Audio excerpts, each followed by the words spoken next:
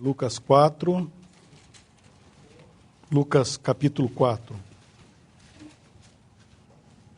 a partir do versículo 16.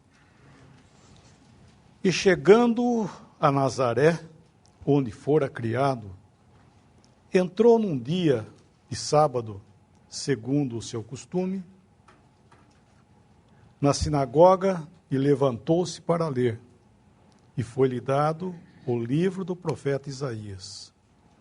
E quando abriu o livro, achou o lugar em que estava escrito: O Espírito do Senhor é sobre mim, pois me ungiu para evangelizar os pobres, e enviou-me a curar os quebrantados do coração, a pregar liberdade aos cativos e restauração da vista aos cegos, e pôr em liberdade os oprimidos, e anunciar o ano aceitável do Senhor. E cerrando o livro, e tornando a dar ao ministro, assentou-se. E os olhos de todos na sinagoga estavam fitos nele. Então começou a dizer-lhes: Hoje se cumpriu esta escritura em vossos ouvidos. Esse homem que entrou na sinagoga, como muitos entravam nessa sinagoga, e como muitos tinham o costume de ler as escrituras que eles tinham, que eram judeus, e nós vemos aqui o Senhor Jesus tomando o livro que foi dado a ele, o livro do profeta Isaías, e ele leu esses versículos. Aqui, nesse dia, foi um dia distinto de todos os dias que eles liam. Porque, versículo 21 que nós lemos: Hoje se cumpriu esta escritura em vossos ouvidos.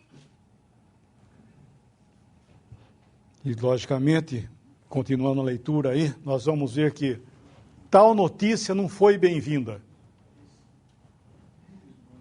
Porque o Senhor Jesus, que era esse leitor aqui, ele não foi bem-vindo a esse mundo. Nem por seus irmãos, que eram judeus aqui, e nem pelo mundo. Mas o Senhor Jesus falou, leu e fez todas as coisas que acerca dele estava escrito, como ele diz nesse próprio evangelho: tudo o que de mim está escrito terá cumprimento. Tudo que os profetas e que a lei e os salmos disseram dele teria cumprimento. E aqui nós estamos vendo que esta escritura que ele acabou de ler aqui estava cumprindo ali. E o que era isso? Que o Espírito do Senhor estava sobre ele e que ele foi ungido para evangelizar aos pobres, curar quebrantados de coração, libertar cativos, dar vista aos cegos e pôr em liberdade os oprimidos e anunciar o ano aceitável do Senhor.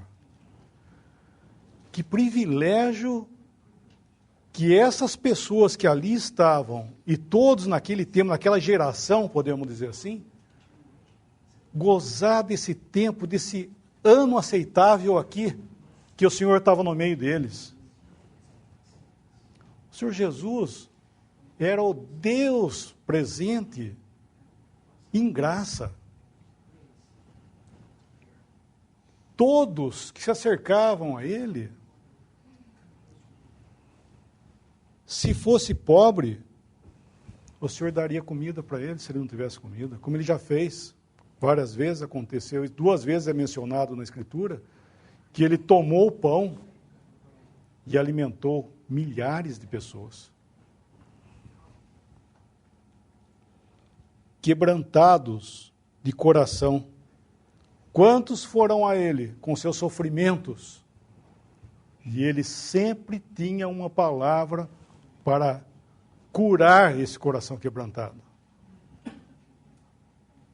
E quantos foram a ele cativos, até socorrido por outros, que no caso de pais, que foram a ele por causa o filho estava morrendo ou estava endemoniado, ele ia lá e punha em liberdade o cativo. E dava vista aos cegos, várias vezes aconteceu isso também, e deu liberdade aos oprimidos. E o Senhor Jesus, nesse tempo, fazendo isso, todos sendo beneficiados pela sua presença, pelo seu poder, ele fazendo, socorrendo a cada um, mostrou que Deus era com ele, isso aos olhos de todos. Mas nós sabemos algo mais, hoje nós sabemos algo mais dele do que eles na época, que Deus estava nele. Né? Vocês lembram esse versículo? Deixa eu achar aqui, é 2 Coríntios, né? Eu acho que é 2 Coríntios. Isso, é 2 Coríntios, capítulo 5. Segurando aí em Lucas, que nós vamos voltar. Segundo livro dos Coríntios, Paulo aos Coríntios. 5, versículo... Vamos ler o versículo 18 e 19. Isto é, 18. E tudo isto provém de Deus, que nos reconciliou consigo mesmo por Cristo Jesus e nos deu o ministério da reconciliação. Isto é, Deus estava em Cristo, reconciliando consigo o mundo, não lhes imputando os seus pecados, e pôs em nós a palavra da reconciliação. Olha que maravilha. Deus estava em Cristo, isso não foi dito nunca de ninguém. Deus esteve com Moisés, com Abraão, com os profetas, mas Deus só estava em Cristo. Por quê? Porque ele era o Filho de Deus, ele era Deus aqui. Foi o único, também dito, que quando ele estava no ventre de Maria,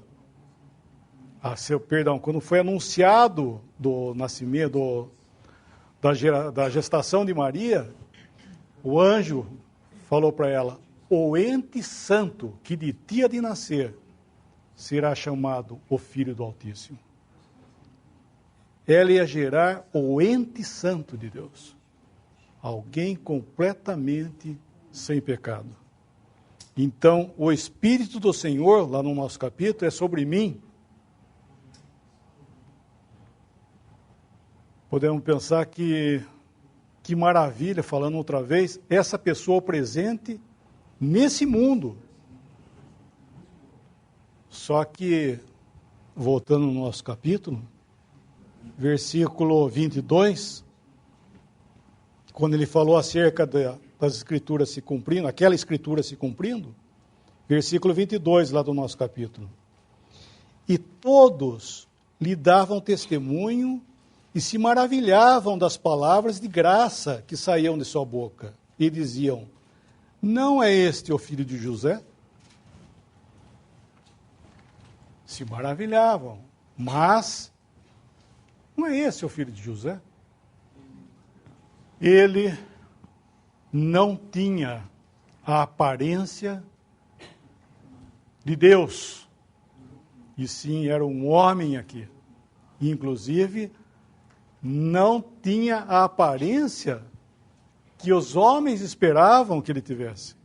Como um grande homem, ele foi desprezado. E diz que ele era desprezado e dele não fizemos caso. mas ele, mesmo assim, seguiu a cada passo, e ele veio aqui para que pudesse, hoje, digo esse tempo aqui,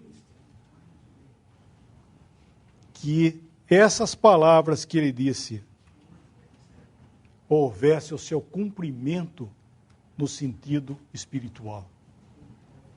Ele foi para a cruz para morrer ali por nós, e através dessa obra maravilhosa que foi a sua morte na cruz, onde ele deu a vida dele, que nós lemos agora há pouco, deu a vida dele exaltando e glorificando a Deus, para pôr fim numa questão que se chama pecado,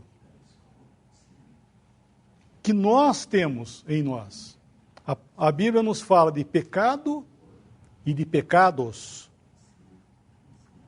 O Senhor Jesus cuidou de ambas as partes, dos pecados e do pecado. João Batista, quando viu o Senhor em João 1:29, ele diz assim: eis o Cordeiro de Deus que tira o pecado do mundo. E o sangue de Jesus nos purifica de todo pecado e dos pecados. Deus colocou fim nessa questão. Aquilo que nos separava de Deus, esse homem aqui colocou fim. E essas situações que ele está citando aqui das pessoas, nós vemos que tudo isso, em nós espiritualmente, nós estávamos também quebrantado de coração, cativo, cego, oprimido. Nós, no nosso estado natural, como um pecador perdido, nós vemos que esse é o peso que paira sobre um pecador. Nós vemos que esse mundo aqui afora parece que está sorrindo, que está mil maravilhas. E não tem, não existe. Não existe alegria verdadeira, gozo sem Cristo. Não existe nada que possa haver gozo no coração de uma pessoa se não houver reconciliação, se não houver Cristo na história. E eles estavam aqui, quando o Senhor Jesus chegou, o que eles tinham? Endemoniados, doentes, estavam politicamente cativos ali com os romanos, e eles não tinham nada para dizer, está uma maravilha. Mas eles não receberam ele, não quiseram recebê-lo. E ele provando, curando, até ressuscitando mortos, e eles disseram, fora. E você acha que nós diríamos diferente? Não. O evangelho hoje que está sendo anunciado é a prova dos corações se a pessoa aceita ou não a Cristo. Alguém pode, mas para mim está tudo bem. Eu não faria isso se Jesus estivesse hoje aqui. Imagina, eu não faria isso. Eu não faria. O evangelho anunciado hoje é a mesma presença, vamos dizer assim, do Senhor passando por esse mundo para dar liberdade, libertação a cativos, abrir os olhos dos cegos, dar liberdade ao coração oprimido, da liberdade oprimido e tirar um pecador da escravidão. Existe um príncipe nesse mundo que se chama o diabo, Satanás. Ele tem feito todo um trabalho aqui para que o homem consiga, ou pelo menos pensa que pode viver sem Deus. É mais ou menos a história de Caim, que virou as costas para Deus, após ter matado o seu irmão, fez uma cidade, pôs o nome do seu filho, e os seus descendentes fizeram tendas, fizeram armas, gado, suprimento e música, para que tudo tivesse 1000 maravilhas, sem Deus. E não é isso que é o mundo hoje? Tudo maravilhoso, sem Deus. Mas o que é? É Caim. E o Senhor Jesus está aqui hoje, voltando aqui em Lucas, dizendo que a Escritura estava se cumprindo aos ouvidos deles. E o Evangelho hoje está aqui anunciando alguma coisa cumprida. O que é? É a obra de salvação. Como eu já disse, essa questão que o pecador estava distante de Deus, separado, ele pode se aproximar. Pode se achegar a Deus. Por quê? Porque Deus resolveu essa questão. E essa escritura que o Senhor Jesus leu aqui, só para entender, é lá de Isaías, né? Isaías, acho que é 60 e quanto? 61, né? Vamos ler o versículo lá de Isaías 61. Isaías 61. Isaías 61. O Espírito do Senhor Deus está sobre mim, porque o Senhor me ungiu para pregar boas novas aos mansos, enviou-me a restaurar os contritos de coração, a proclamar liberdade aos cativos e a abertura de prisão aos presos, e a pregoar o ano aceitável do Senhor e o dia da vingança do nosso Deus. E nós vemos que lá ele só fala, ou melhor, ele para a anunciar o ano aceitável do Senhor. E o dia da vingança, ele não fala, porque era graça ainda. Deus estava agindo em graça. Agora, e o dia da vingança, está lá na frente. Isso foi para eles aqui, em Lucas 4, e está sendo hoje aqui nessa sala e por esse mundo onde esse evangelho está sendo pregado. Hoje é o dia da salvação, hoje é o dia aceitável do Senhor. E o dia da vingança está lá na frente. Nós não devemos esquecer que Deus julgará esse mundo. Deus visitará esse mundo em julgamento. Eu tinha pensado, quando os irmãos falarem, para a gente falar sobre o Evangelho, tinha pensado um pouco de falar de Noé, mas eu vou falar verbalmente. Eu creio que todo mundo conhece a história de Noé.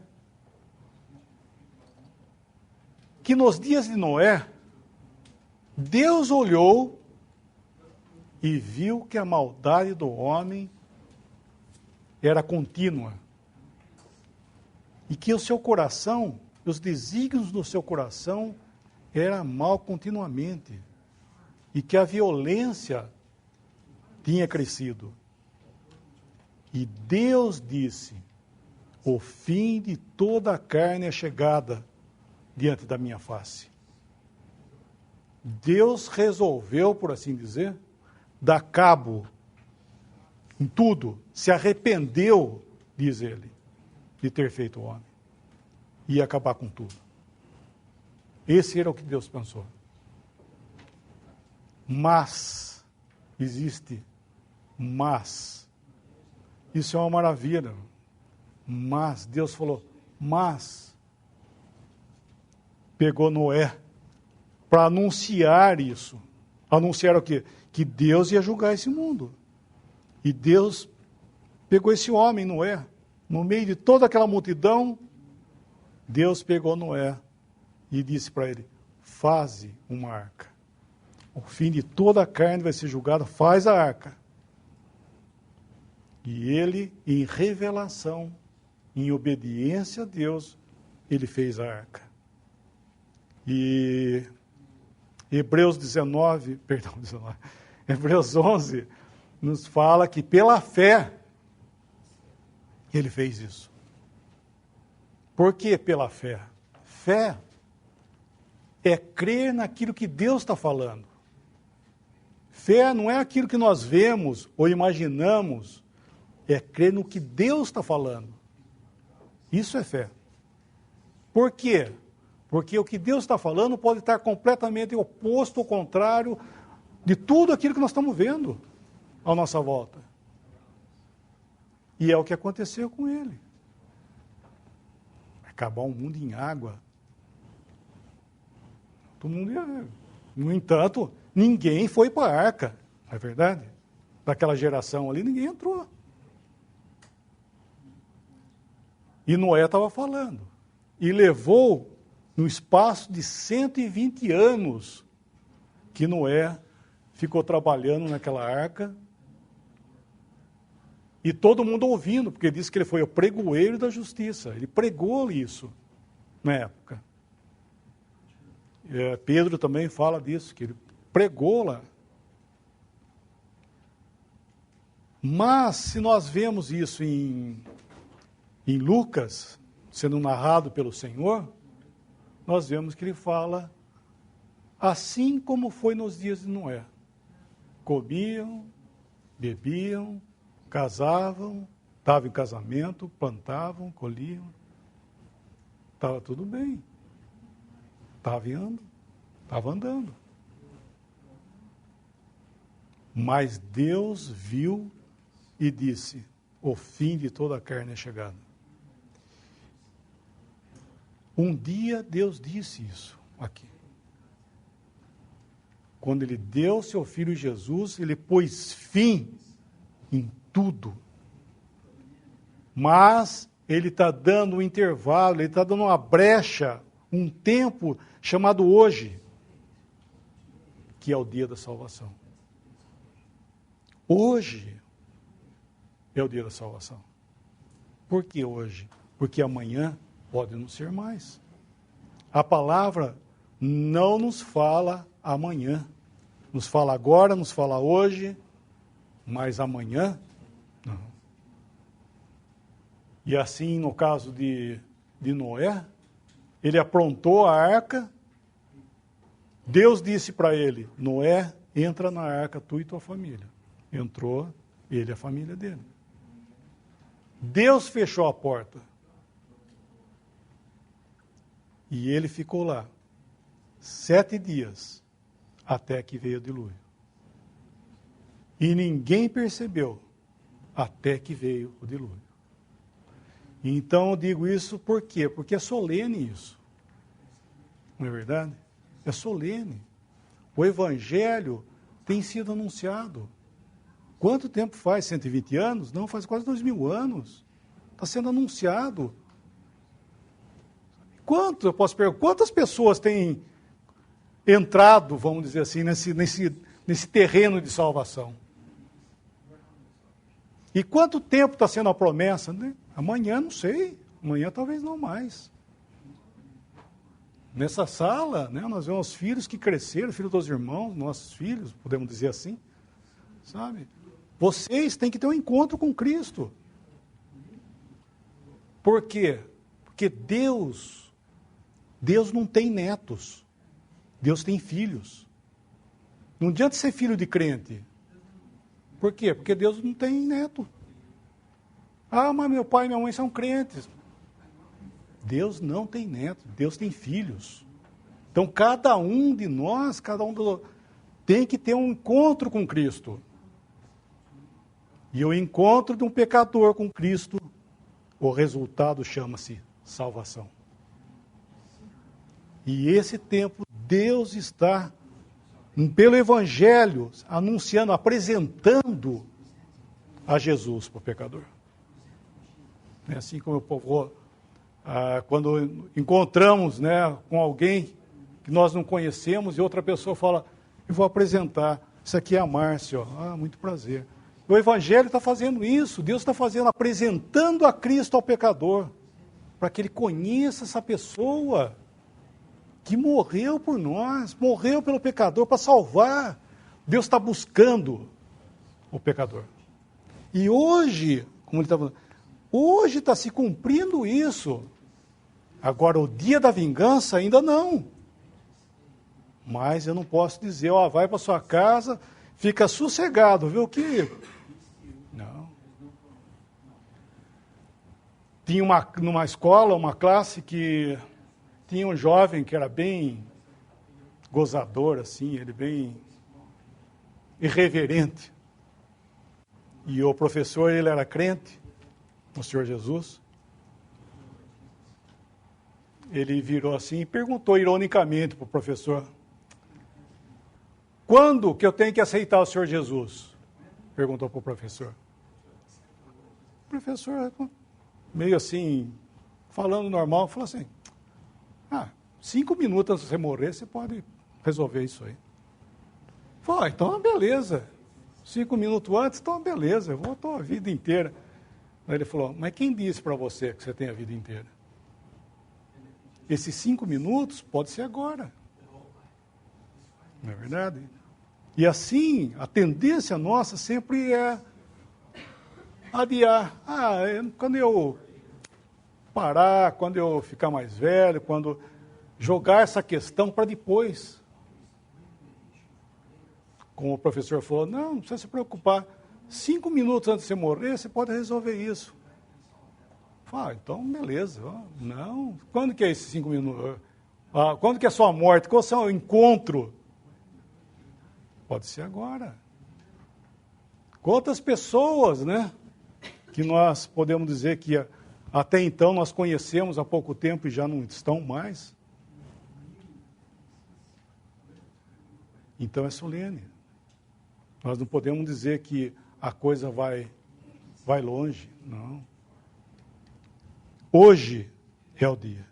Então Noé, ele entrou na arca, Deus fechou a porta e nem assim eles perceberam, diz a palavra. E não perceberam até que veio o dilúvio e tragou a todos. Então, por favor, o Evangelho está sendo anunciado para que desperte, que o pecador seja despertado pela graça, para que encontre em Cristo essa salvação, encontre em Cristo essa saída, e não se apoie no seu próprio entendimento, nas suas próprias questões, e tampouco naquilo que vê. Olhando que está tudo mil maravilhas. Não. Esse mundo é o barco que Jonas pegou para Tarsis. Esse mundo é um barco para Tarsis. E posso entender que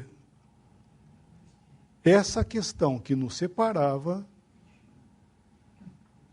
de Deus está resolvida. As coisas que nos cercam estão dando passos para perdição. Porque no mesmo contexto que o Senhor falou lá em Lucas, que nós não lemos, né, o que eu estou citando, ele fala assim como foi nos dias de Noé, comiam, bebiam, casavam, davam casamento, até o dia que Noé entrou na arca e não perceberam, até que veio o dilúvio. Assim também, ele fala, foi nos dias de Ló. comiam, bebiam, plantavam, vendiam, edificavam, até o dia que Ló saiu de Sodoma e choveu fogo. E lá, ele não diz que casavam e davam em casamento. Ele omite isso. Isso acontecia nos tempos de Noé, mas nos tempos de Ló, era perversão. E hoje esse mundo, ele simbolicamente é o tempo de Noé e também os dias de Sodoma. Por quê? Porque toda a moral está indo no chão abaixo. E como tivesse tudo bem. E Deus chegou o momento. Só que Ele tem julgado os nossos pecados em Cristo. E dando hoje salvação, anunciando, como Noé lá, falando, e a arca estava lá. O Evangelho está anunciado. Deus está falando, apresentando Cristo como Salvador. Pois, outra vez dizendo, haverá um momento em que vai se cumprir hoje o dia da vingança. Quando chegar o dia da vingança nesse mundo, nós podemos dizer, hoje está se cumprindo o que foi escrito, o dia da vingança. Então Deus hoje não está falando em vingança, salvação. O Evangelho, a palavra fala assim, o Evangelho da vossa salvação. Vamos nesse versículo e vamos dar graça, que já está indo orar. É Efésios capítulo 1. Efésios 1, versículo. Ele está falando aqui para os crentes, para os irmãos que viviam em Éfeso. Versículo 13. Em quem também vós estáis, que é em Cristo, né? Depois que ouvistes a palavra da verdade, o evangelho da vossa salvação, e tendo nele também crido, fostes selados com o Espírito Santo da promessa. O evangelho da vossa salvação, e tendo nele também crido. Podemos dar graça?